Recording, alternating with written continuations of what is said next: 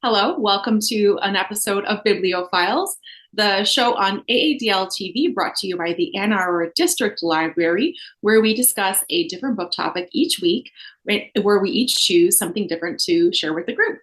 And my name is Amanda, and I'm joined each time by Christopher and Lucy. And I'm excited for this week's topic. This week we are discussing Printz Award winners. So there's also honors involved, but I think the books we've chosen today are just the winner category. So what is the Printz Award?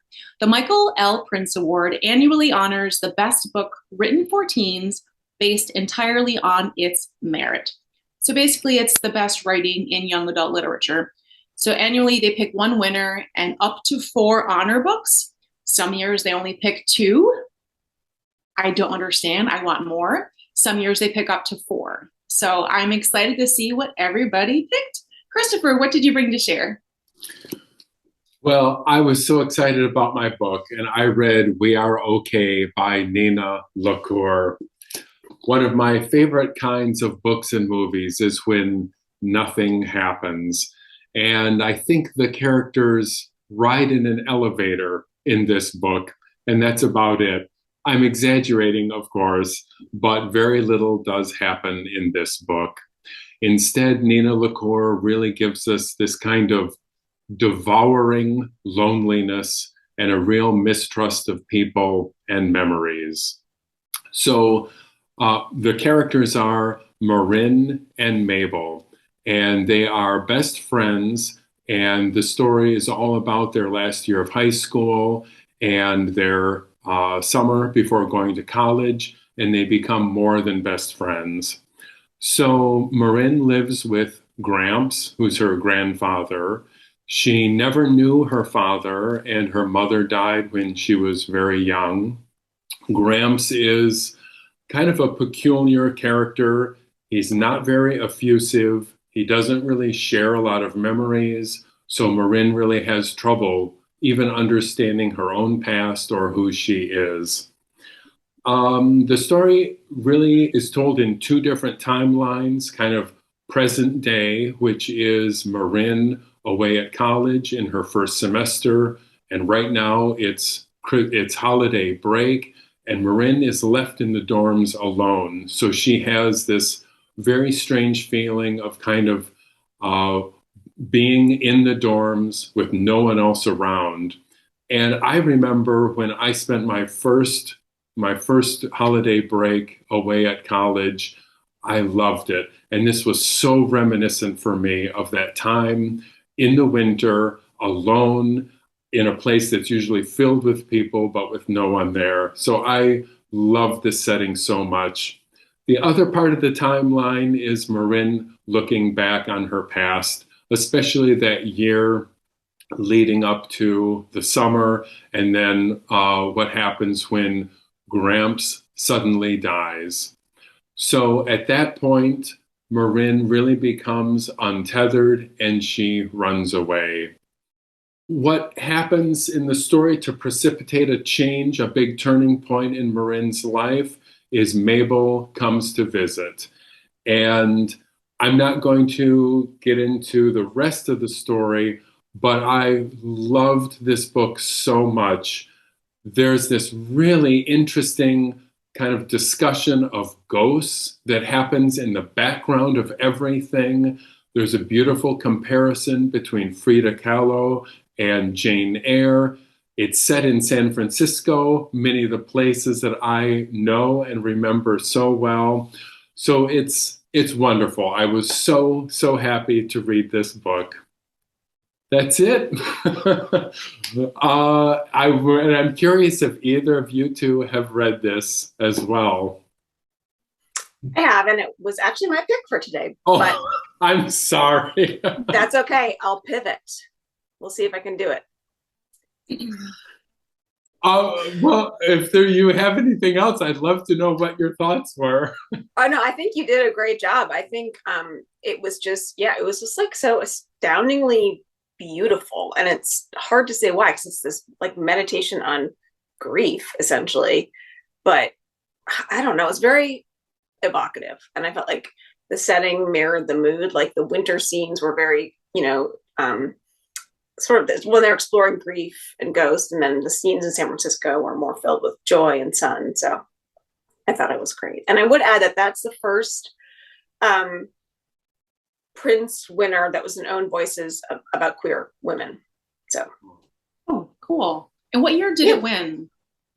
It was just 2019? 2018. Okay. And I also read that book. And to be quite honest, I was going to pick that book for today also. So you haven't read this book. All three of us are picking it, so you should read it. You should read it.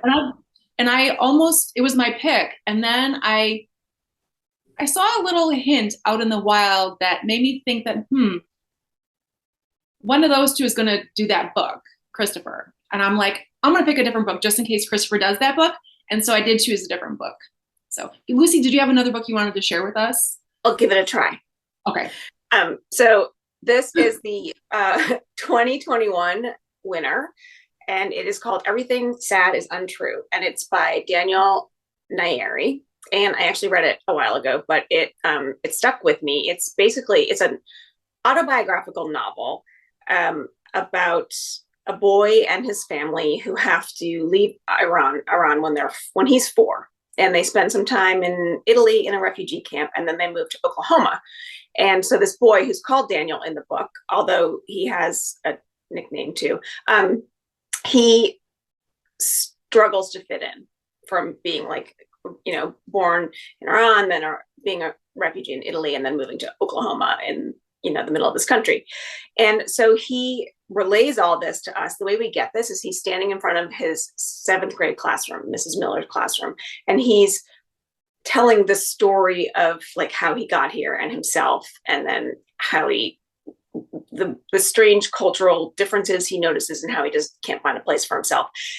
So he's bouncing all over, but the premise is he's standing there telling this story to his classroom as sort of a project, but it's not really following the project. And that really only and he's also referring to he references us, the readers, a lot, because I think it's he's reading this thing out loud to the classroom. So he'll say, "Yes, dear readers." And that basically is the elevator pitch, but it really kind of scratches the surface. And so then we have this other part where he's an adult and he's looking back on the experience of being a refugee in his early years until he was 4 in Iran. And then he's weaving all of this together with this Persian folklore and these really kind of terrifying stories that happened to family members of his, older family members of his in Iran, and then these sort of everyday details of childhood, many of which are scatological, because he's a 7th grade boy. And it's actually a very, very funny book. It's really funny. And so I think ultimately it's talking about storytelling as a method, because there's these multiple ways that stories are being told, either through these, the folklore, or through him reciting to his class, or him as an adult looking back. And so I think it's really talking about storytelling as a means to survive and to carry on something. And one hint that that's what he's doing is he keeps referencing Scheherazade and how she used stories to save her life. And one thing that I always remember from this book is he talks about the Persian flaw, which is when they're making rugs in Persia, they would always put in one intentional flaw so that you would know it was homemade. And it's something that I think about when I'm knitting and stuff, that I make a mistake and I'm like, but I should leave it, because that you would put in there. But I remember it because he talked about it a lot, but then he's like, how could there ever be a Persian flaw? Because how could anything ever only have one flaw? Because flaws kind of one thing happens that's wrong, and that begets another thing and another thing and another thing. And so then he sort of uses that idea these cultural references to tie into his storytelling. And it's so well written. It's funny, but it has these very poignant and sad moments. And Daniel Nayeri does a great job of capturing this 12-year-old voice. And I think that's what makes it really funny. And I do have a quote here in the end. He says, his teacher says, "I know Mrs. Miller would say, these are not the Arabian Nights, Mr. Nayeri, they're writing assignments." And I would say to that, "Oh, wise and merciful Mrs. Miller, every story is nestled somewhere within another story." And he uses his book to mirror that perfectly. So that is Everything Sad is Untrue by Daniel Nayeri. Amanda, what did you pick? Lucy, I will just say that I am utterly impressed at your skill to just pivot and pick another book from the million books you've read on your stack. I love that. And we got to hear another book choice for today. And I'm really glad that I changed my pick, because otherwise you would have sat here and heard three different people choose the same book. We've never done that before. I think we've done it where two of us, but not three. Two of us have done two. Yeah. So that's cool. So I did not choose We Are Okay, but I went ahead and chose the book American Born Chinese by Jean Luen Yang. The book was published in 2006 and it won the Printz Award in 2007. And I've read a few other Printz winners, and I chose this one because it's been on my reading list for a very long time, as it was published in 2006, but also because this was the first graphic novel to be recognized by the Printz Committee. And so at the time, it was a huge deal because comic books and graphic novels did not win the Printz Award or the Newbery Award. So it's pretty cool. So that's why I wanted to grab it today. I've only read one other title by this author, Jean Luen Yang. I read Dragon Hoops, which actually won a Printz Honor in 2021. And that is one of my favorite graphic novels of all time. So I had high hopes for this one. Plus, it's been talked about so much over the past 15 years.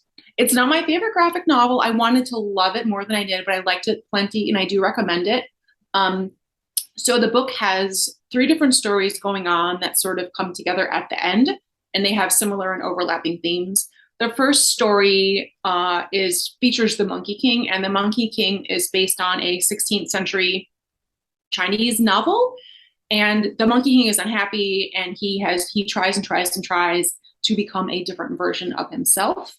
The next story that we spent a lot of time on, and I honestly thought that this was the only character in the book before I actually read the book.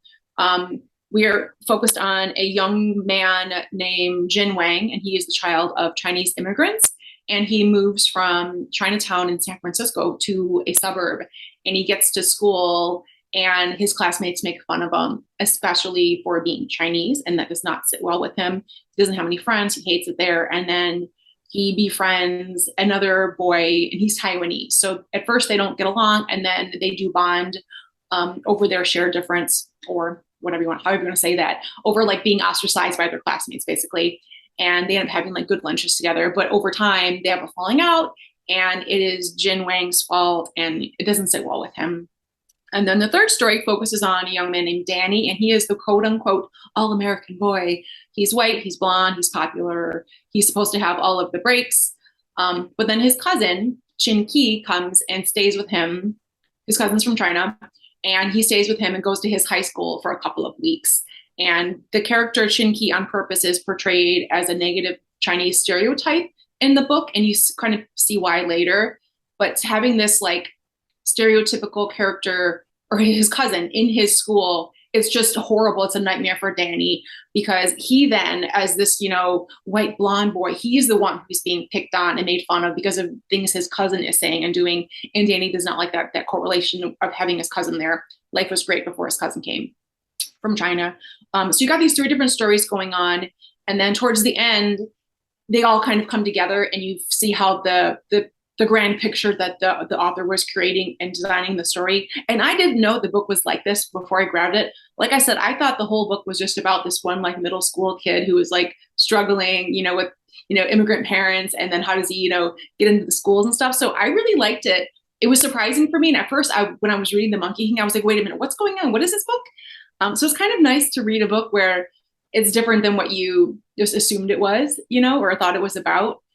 But some of the major themes in here are especially American stereotypes of Chinese and other East Asians, as well as just being comfortable in your skin and accepting yourself for who you are, and then just embracing your identity.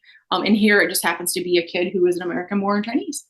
So that is my crazy ramble about Jean Wang's American-born Chinese. He's a great writer, and especially since I read Dragon Hoops last year and it won the Printz Award, to see what the author, all of the other books he's done over the past 15 years, and to see him grow like as an artist and as a storyteller, and to see what stories he's continuing to tell over his like career from 2006 when this was published to 2021 with Dragon Hoops. The book, it's a graphic novel and it's all done in color. And they're very easy to read, organized, nice panels. I do like his style of drawing because I can follow it. I'm a kind of a graphic novel, not a novice anymore, but if it's too tricky, I can't follow where things go. But I really, really enjoyed this one. Like I said, not my favorite by him, but I am really glad that I read it, and I'm glad I was able to check off another book on my to-be-read list. So that's American Born Chinese. Any other comments on any other books we've discussed today, or the Printz Award? I will say, so that was my third choice.